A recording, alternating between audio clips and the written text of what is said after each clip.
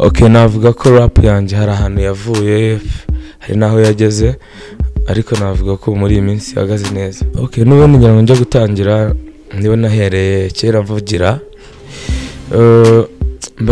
ngerageza kwerekana ko iki kibazo gihari kugira ngo wenda n'ababishinzwe barebe ko bagikemura. Ni ukumuvugira, ni ukuvuga ngo hari abantu baba bafite abana, ugasanga umumama afite umwana kuva mu gitondo agiye kumurangurana wenda za Nyagasambu n'imineke saa 10 za mu gitondo, akamwirirwana ku zuba agataha nijoro. Bise nkaba mbona uriya mwana afite ikibazo.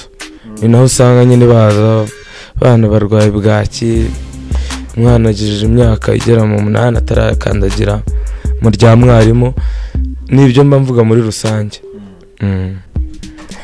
Yes, rimwe na rimwe hari igihe tuvugwaho ngo kudakora injyana, abandi bakagendera mu bigare bagendera kuri icyo kintu.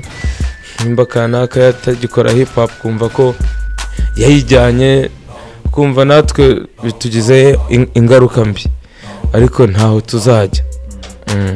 Kuvuga ko hip hop nta hantu izajya, n'abayikora turacyahari, ntaho tuzajya.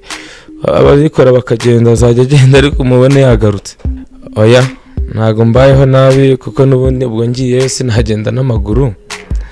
Bivuze ngo ariko mba mvuga ko baturage badafite ubushobozi bwo kwishyura itike yo kwinjira muri Serena bahejwe ku muziki, ahubwo nayo make bafite tuzatubasanga aho bari ku giti cyane. Nkanjye nibyo nkunda njye gukorera nabo ngabo bumva umuziki.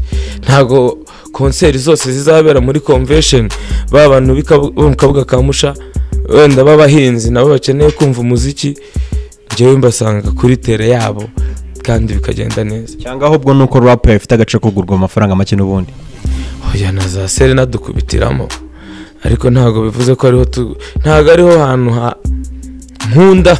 Niyo ndi kuharirimbira kuko nkunda kuririmbira abantu bakanyereka uko bari kumva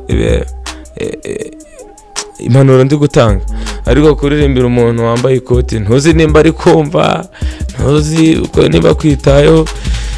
Njye nkunda rero abaturage uririmbira nko muri quartier runaka ukabona bishimye bakajya bakubaza ati ya yindi, ariko ntago umuntu yaza yaparitse Range Rover ngo akubwire ngo ya yindi, aricara agafata ibyo muhaye agataha.